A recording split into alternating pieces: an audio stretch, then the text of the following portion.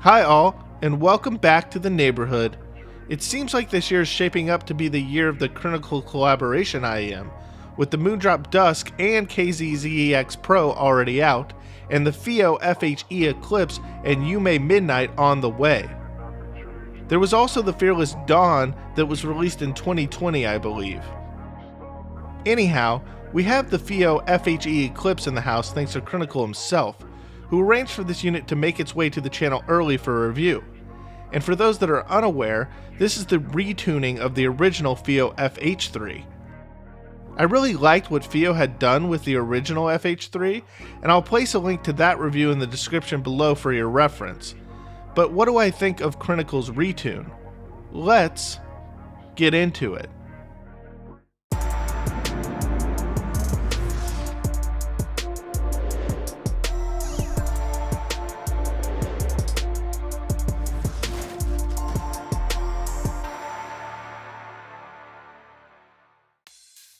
So the build here isn't any different from the original really. In fact, it's actually identical. So I'm not going to cover the build in depth here. Instead, I'll let you take a look at the original FH3 review that I did for specifics on the build there. Link again in the description below. From a general perspective, the Eclipse is the same black ergonomic and lightweight metal shell with the same MMCX connection. It houses the same beryllium-plated dynamic and the same set of balanced armatures, including two Knowles BAs, the ED30262 for mid-frequencies and the RAD33518 for high frequencies.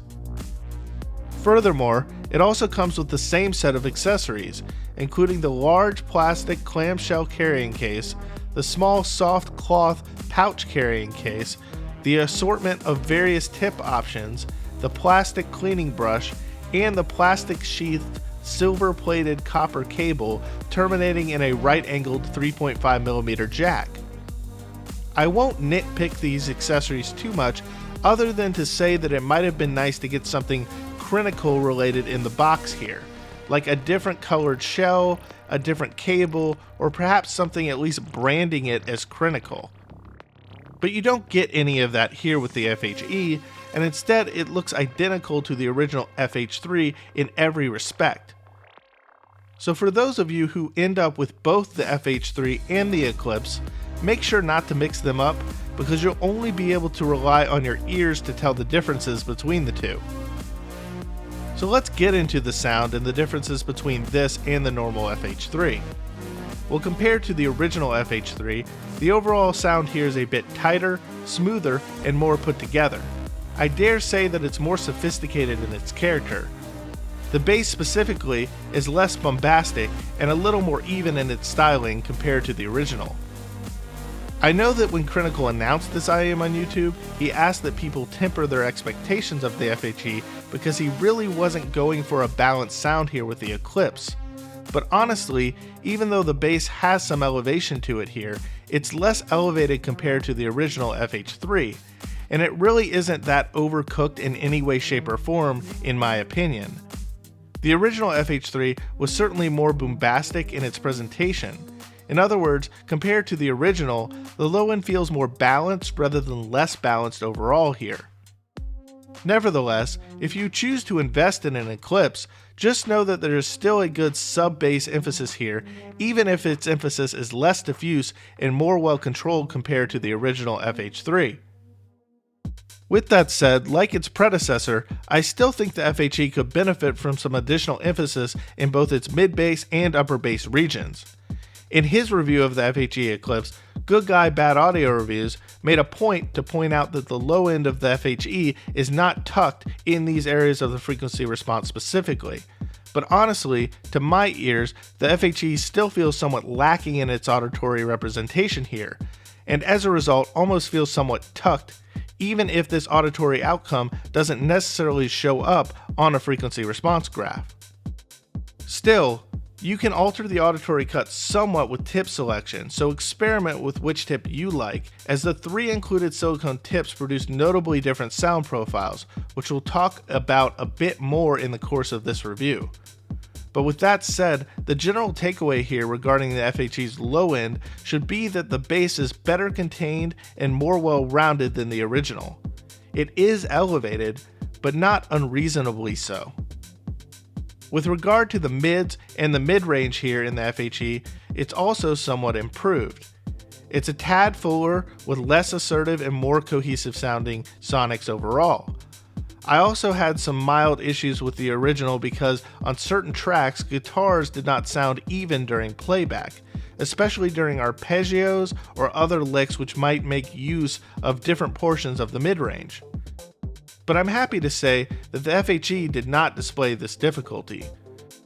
Guitars and other instruments of the mid-range sounded even and well articulated this go around with the FHE. So, there was yet another improvement here in the mid-range with the Eclipse compared to the original. But it should also be noted that the vocals and the general forward character of Sonics changed tremendously with tip selection. For example, vocals and other forward Sonics were most forward with the darker gray redboard silicone set.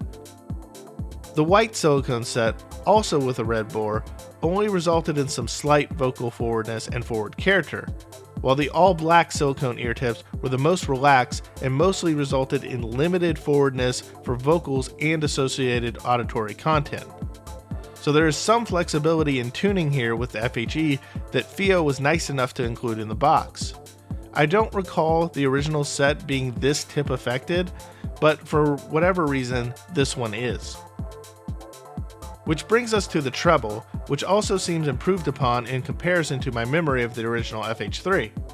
In some ways, the treble of the Eclipse comes across as more relaxed, but the top end extension is still very much present, and it persists well enough into the later treble to deliver a clear and accurate picture of the recording.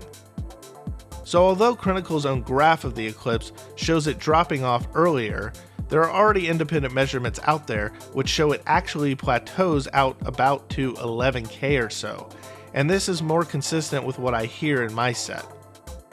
With that said, the FHE is missing some representation in the air region of the frequency response, which some audiophiles will miss.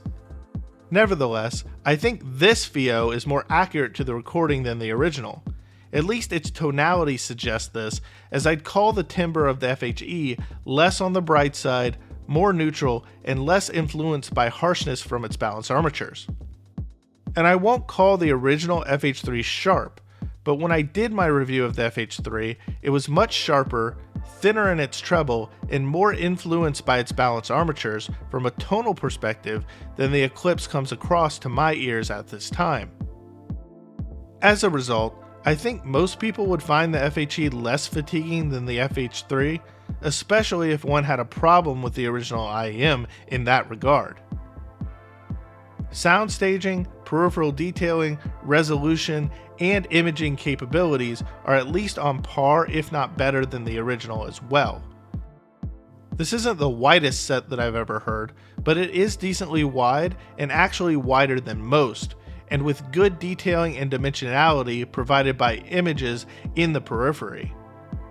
So there's decent depth to the image, and that staging seems more natural to the listener, as again, its tonality is more on point than its predecessor. The shape of the stage is pretty flat from left to right, with maybe a slight boomerang or elbow to its form. Separation, imaging placement, and instrument distinctiveness are also well done for a hybrid set in this price range. Bass transients and decay are more sluggish than mids and treble, but overall quicker than the original FH3 per my memory. With regard to comparisons, the FHE has definitely moved up my recommendation list from the original FH3. And at this time, it's definitely in my top 3 in the price range. Up there, with this IEM, the Tri-Star-C and the old school Tantiem Hana stand out to me. In comparison to the Tri-Star-C, the Eclipse isn't quite as well extended or capable at resolving sound as the Star-C is, but it's definitely got a bigger stage and is more capable from a low-end perspective, making it a more capable IEM across a greater variety of genres. Compared to the original Tantiem Hana, The speed and dynamics of the Eclipse can't quite keep up, but the FH3 is ever so slightly more resolving and provides better treble extension and greater separation within its auditory picture. So I think the FHE from Crinacle and FiiO is most definitely a winner. Crinacle has taken an IM that most already thought was great and made it even more refined. The original FH3 was probably just outside my current top 5 recommendations in the $100 to $200 price point, but the Eclipse smashes into that ranking and resides at least amongst the top 3 with the Tri-Star C and the original Tantrum Hannah. Rather than saying that one is better than the other per se, I will say that each of these IEMs would be a great choice depending upon one's individual preferences. Those that seek out analytics and a pure resolution will most assuredly favor the Tri-Star C, while those who want a more musical tuning and unparalleled dynamics are likely to gravitate towards the Hannah. In my eyes, the FHE Eclipse resides firmly in the middle of these two, not in terms of ranking you see, but rather with regard to character. The FHE is kind of an in-between, as it is a well-tuned, highly resolving for the price point, decently dynamic set with little compromise otherwise. In the end, it's a no-brainer of a recommendation of a retune, which pretty much makes the original obsolete. I congratulate Crinacle and FiiO on a job well done with this one, and hope that others will get to hear it and enjoy it as much as I have. But before I take off, make sure to like and subscribe here on YouTube, and consider checking out the channel at all its other neighborhood access locations, such as Twitter, Instagram, Discord, www.InToItReviews.com, or become a member of the Patreon. Links will be included in the description below. And with that, I'm out for now.